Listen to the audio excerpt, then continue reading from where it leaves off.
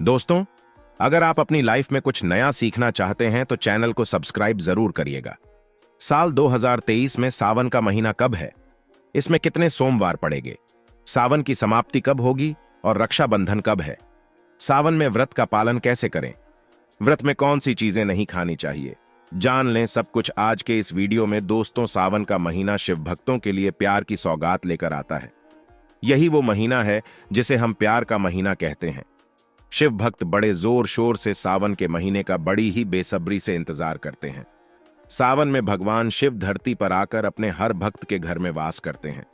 सच्ची भक्ति करने पर धन धान्य से घर भर देते हैं। सावन का हर एक दिन बहुत ही शुभ माना जाता है। हर दिन पवित्र होता है। हर दिन भगवान शिव की पूजा की जाती है। लेकिन सोमवार के व्रत के बाद ही कुछ और होती है। सावन के बारे में हर बात बताने से पहले आपसे रिक्वेस्ट करते हैं कि वीडियो को लाइक जरूर करिएगा, दोस्तों को शेयर कर दीजिएगा, और अगर आपने अभी तक चैनल को सब्सक्राइब नहीं किया है तो चैनल को सब्सक्राइब करके बेल आइकॉन जरूर दबाइएगा। पहले जानते हैं सावन के इस पवित्र महीने में कितने सोमवार पड़ेंगे और आपको कितने व्रत रखने हैं। दोस्तों, सावन का महीना इस साल 4 जुलाई दिन मंगलवार से शुरू हो रहा है। इस समय बहुत ही शुभ योग बन रहा है। यह दिन साक्षात मंगलकारी है। इस दिन आप भगवान शिव की पूजा अवश्य करें। 4 जुलाई से शुरू हो रहे सावन के महीने में इस बार शिव जी की अधिक कृपा बरसेगी, क्योंकि इस साल कुल 8 सावन सोमवार के व्रत है। 4 सावन सोमवार व्रत और 4 सावन अधिक मास व्रत इस बार मलमास या पुरुषोत्तम मास होने की वजह से 4 नहीं बल्कि 8 सोमवार के व्रत किए जाएंगे। पहले सोमवार का व्रत 10 जुलाई को, दूसरे सोमवार का व्रत 17 जुलाई को, तीसरे सोमवार का व्रत 24 जुलाई को, चौथे सोमवार का व्रत 31 जुलाई को, पांचवां व्रत 7 अगस्त को, छठे सोमवार का व्रत 14 अगस्त को, सातवें सोमवार का व्रत 21 अगस्त को और 8वें सोमवार का व्रत 28 अगस्त को रखा जाएगा। ऐसे में इस बार सावन पूरे 2 महीने तक रहने वाला है, यानी पूरे 58 दिन न कम न ज्यादा भगवान भोलेनाथ आपके घर में स्थायी रूप से वास करने वाले हैं। तो ऐसे में दिल खोलकर भगवान शिव की उपासना और भक्ति में लग जाए। दोस्तों, ये शुभ संयोग पूरे 19 सालों के बाद बना है। सावन का पहला सोमवार 10 जुलाई को पड़ेगा। इस दिन आप व्रत अवश्य रखें। भगवान भोलेनाथ आपकी सभी मनोकामनाएं अवश्य पूर्ण करेंगे। सावन की समाप्ति होगी 31 अगस्त को और रक्षाबंधन का त्योहार मनाया जाएगा 30 अगस्त। बुधवार के दिन यानी सावन समाप्ति होने से एक दिन पहले रक्षाबंधन का पर्व मनाया जाएगा। ऐसे में अब जान लेते हैं सावन के इस पवित्र महीने में कौन सी गलती नहीं करनी चाहिए जिससे कि शिवजी नाराज ना हो।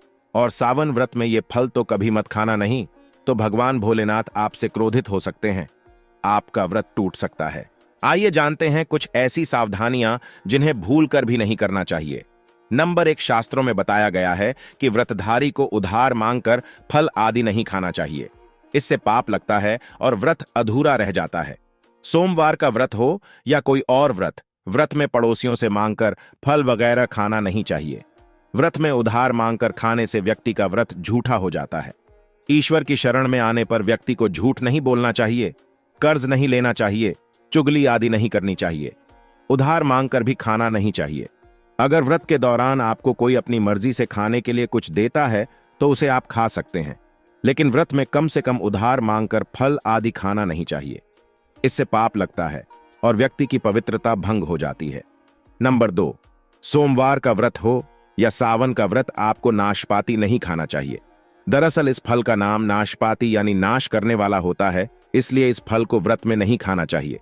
व्रत आदि को छोड़कर किसी और दिन आप इसे खा सकते हैं, लेकिन जिस दिन आपका व्रत हो उस दिन नाशपाती का सेवन बिल्कुल नहीं करना चाहिए और भगवान को भी नाशपाती नहीं चढ़ाना चाहिए। नंबर 3, कभी कुत्तू या सिंघाड़े का आटा खाने से भी आपका व्रत टूट सकता है। दोस्तों, लंबे समय से रखा हुआ आटा आपका व्रत भंग कर सकता है। दरअसल पुराने आटे में घुन आदि कीड़े वगैरह पड़ जाते हैं जो ठीक तरह से दिखाई भी नहीं देते। ऐसा आटा खाने पर दरअसल आप मांस का सेवन करते हैं और व्रत में कीड़े खाना घोर पाप के बराबर माना गया है। आपका व्रत इससे भंग हो जाता है। व्रत में ताजा आटा खाना चाहिए। लंबे समय से रखे हुए आटे में कीड़े पड़े जाते हैं तो ऐसा कभी ना करें। व्रत हमेशा शुद्धता में ही रखना चाहिए। सावन का महीना बड़ा ही पवित्र महीना माना गया है, इसलिए ये 5 चीजें भगवान शंकर के पास कभी ना रखे। जानते हैं उनके बारे में। नंबर 1, जहां शिवलिंग रखा हो या महादेव की कोई भी प्रतिमा हो वहां पर भूलकर भी जूते चप्पल लेकर जाना नहीं चाहिए। जरा सोचिए, जब आपके कमरे में कोई चप्पल लेकर प्रवेश करता है तो आपको कितना क्रोध आता है। तो इसी कारण महादेव भी आपसे नाराज हो जाते हैं और आपको मिलने वाला फल नष्ट हो जाता है। ऐसे में हमेशा मंदिर में नंगे पांव ही प्रवेश करें, क्योंकि चमड़े की चप्पल हमेशा अशुद्ध रहती है। इससे देव शक्ति नाराज होती है। नंबर 2, अक्सर महिलाओं को मासिक धर्म आ जाता है और वो बिना किसी को बताए पूजा पाठ कर लेती है, जो कि शास्त्रों में वर्जित माना गया है। इस समय महिलाओं को जानकर भी अनजान नहीं बनना चाहिए। अगर आपको मानसिक पीड़ा है तो घर के मंदिर में या बाहर के मंदिर में प्रवेश नहीं करना चाहिए। इससे देव शक्तियां नाराज होकर आपसे क्रोधित हो सकती हैं। ऐसे समय में शिवलिंग को छूना घोर पाप के बराबर माना गया है। जरा सोचिए, ऐसी अवस्था में जब खुद महिला को बुरा लगता है तो ईश्वर को कितना बुरा लगेगा। इसलिए महिलाओं को ऐसी अवस्था में मंदिर या यात्रा में जाना, घर में पूजा पाठ करना, भगवान की प्रतिमा को छूना या तुलसी में पानी भी नहीं डालना चाहिए। तुलसी का पौधा भी इससे सूख जाता है। जब देव शक्तियां नाराज होती हैं तो लाजमी है कि घर में कंगाली और गरीबी आने लगती है, लड़ाई झगड़े होने लगते हैं, तो ऐसा कभी मत करना। नंबर 3, शास्त्रों में बताया गया है कि जहां होता है शिवलिंग वहां पर सभी देव शक्तियां सक्रिय रहती हैं। जिसके घर में शिवलिंग होता है वो व्यक्ति महादेव की कृपा सदैव पा लेता है। वास्तुशास्त्र के अनुसार शिवलिंग से हर वर्ग ऊर्जा का संचार होता रहता है, इसलिए शिवलिंग पर जलधारा हमेशा होनी चाहिए, जो ऊर्जा को शांत रखती है। कुछ लोग अपने घर में शिवलिंग तो रख लेते हैं, लेकिन वो कभी हफ्ते में एक बार जल चढ़ाते हैं, जो कि बिल्कुल भी अच्छा नहीं माना जाता। अगर आप जल नहीं चढ़ा सकते तो आप अपने घर में शिवलिंग कभी स्थापित ना करें, ऐसा गरुड़ पुराण में बताया गया है। इससे उल्टा घर में विनाश होता है। नंबर 4, शास्त्रों में बताया गया है कि तुलसी और महादेव का बैर माना गया है। इसी कारण तुलसी में शिवलिंग और गणेश की प्रतिमा को नहीं रखा जाता। कई लोग जाने अनजाने में शिवलिंग को तुलसी में रख देते हैं और घर में परेशानी आना शुरू हो जाती है।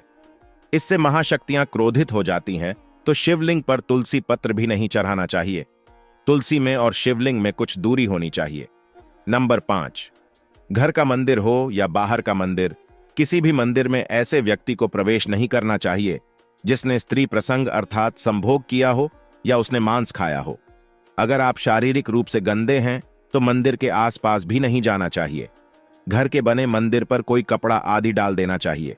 जरा आप ही सोचिए, क्या आप मांस खाकर या स्त्री के साथ शारीरिक संबंध बनाकर भगवान के पास जाएंगे और क्या वो आपसे प्रसन्न होंगे? बिल्कुल भी नहीं। वो आपसे क्रोधित हो सकते हैं, आपसे नाराज हो जाएंगे। शास्त्रों में इसे घोर पाप माना गया है।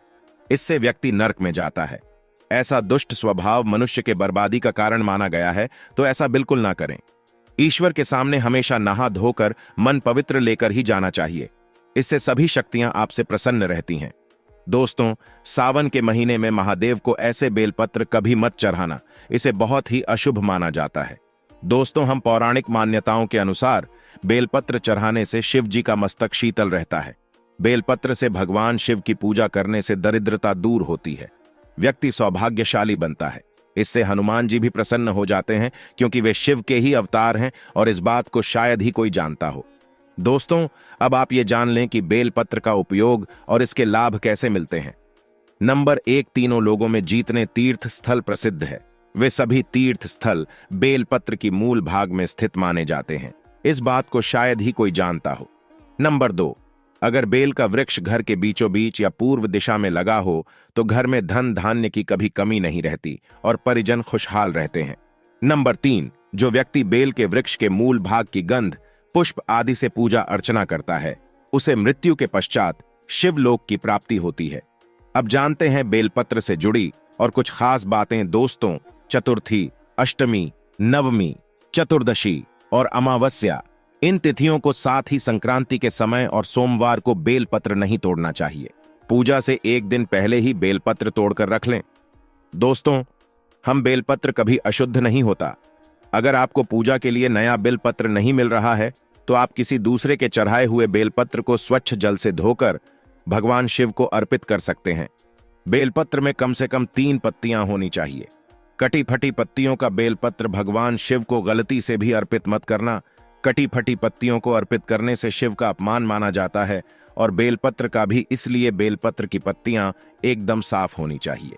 दोस्तों, सावन के इस पवित्र महीने में जिस व्यक्ति को 5 संकेत मिल जाए तो इससे ये पता चलता है कि महादेव आपकी भक्ति से बहुत प्रसन्न हैं और आपको धनी होने से कोई भी नहीं रोक सकता। चलिए जानते हैं नंबर 1, बैल का दरवाजे पर आना। दोस्तों, नंदी महाराज भगवान भोलेनाथ के वाहन हैं। नंदी को भगवान शिव का द्वारपाल भी कहा गया है। नंदी महाराज को बुद्धि और ज्ञान का प्रतीक माना गया है। शिव के मंदिर के बाहर हमेशा नंदी महाराज विराजित रहते हैं। लेकिन अगर सावन के इस पवित्र महीने में अचानक से नंदी महाराज आपके दरवाजे पर आ जाए और घर की चौखट को सींग मारने लगे, तब आपको समझ लेना चाहिए कि भगवान शिव आपके घर में आने वाले हैं। ये उनके आने का एक संकेत है। भगवान शिव आपकी भक्ति से बहुत प्रसन्न हैं और आपके घर में खुशियां आने वाली है। आपको धनी होने से कोई नहीं रोक सकता, लेकिन याद रहे नंदी महाराज को तिलक लगाकर मीठा भोग जरूर खिलाएं। नंबर 2, सावन के पवित्र महीने में अचानक से आपके सपनों में अगर शिवलिंग दिखाई दे जाए, अर्थात भगवान शिव दिखाई दे, तो इससे आपको समझना चाहिए कि अब आपके जीवन से परेशानियों का अंत जल्दी हो जाएगा। भगवान शिव आपकी सच्ची आराधना भक्ति से बहुत खुश हैं और वो आपके घर में आने वाले हैं। ऐसे में याद रहे, शिव की भक्ति में कोई भी कमी ना आने दें। घर को गंदा ना रखें, क्योंकि आपके घर में भगवान शिव पधारने वाले हैं। नंबर 3, शास्त्रों के अनुसार माना गया है कि नीलकंठ पक्षी भगवान शिव का प्रतीक है। अगर आपके घर में सावन के महीने में नीलकंठ छत पर आकर बैठ जाए तो उसे भूलकर भी मत भगाना, क्योंकि यह भगवान शिव का प्रतीक माना गया है। ऐसे में आपको खुश हो जाना चाहिए, क्योंकि भगवान शिव आपकी भक्ति से बहुत खुश हैं। शास्त्रों में बताया गया है कि नीलकंठ अगर मनुष्य के घर पर आकर बैठ जाए तो यह घर में साक्षात महादेव शिव के आने का संकेत है। अब आपके बुरे दिन जाने वाले हैं। कहते हैं भगवान श्री राम ने इस पक्षी के दर्शन करने के बाद ही रावण पर विजय प्राप्त की थी। दम पर 4 सावन के पवित्र महीने में घर में काला सांप निकल आए तो इसे बहुत ही शुभ कारक माना गया है। इसे बिल्कुल भी ना मारे। यह भगवान शिव के आने का संकेत है। जिनकी भक्ति से महादेव प्रसन्न होते हैं, उन्हें महादेव किसी खास अवसर पर अपने दर्शन देते हैं। सावन का महीना बहुत ही पवित्र महीना माना गया है। यही वो महीना है जिसमें भगवान शिव धरती पर आते हैं और उसी घर में अपना आवास बना लेते हैं जो सच्चा भक्त होता है। सपनों में किसी मंदिर में नाग नागिन का जोड़ा देखना बहुत ही शुभ कारक माना गया है। यह घर में शिव के आने का संकेत है। अब आपके खुश होने का समय आया है। नंबर 5, सावन के शुभ अवसर पर सोमवार के दिन डमरू की आवाज या घंटियों की आवाज सुनाई दे तो यह अत्यंत शुभकारी माना गया है। इसका अर्थ यह है कि भगवान भोलेनाथ आपसे प्रसन्न हैं और जल्दी आपके घर और जीवन में प्रवेश करने वाले हैं, जिससे आपका आर्थिक संकट दूर होकर जीवन में सुख समृद्धि आने वाली है। महादेव आपसे बहुत खुश हैं। दोस्तों, महादेव की कृपा पाने के लिए एक बार भगवान शिव का जयकारा जरूर लगाएं। हर हर महादेव, ओम नमः शिवाय। भगवान शिव के लिए एक लाइक तो बनता है। उम्मीद करते हैं आपको जानकारी पसंद आई होगी। ऐसे ही धार्मिक जानकारी दिलाने वाले वीडियो देखने के लिए चैनल को सब्सक्राइब करें, बेल आइकॉन को प्रेस करें। धन्यवाद।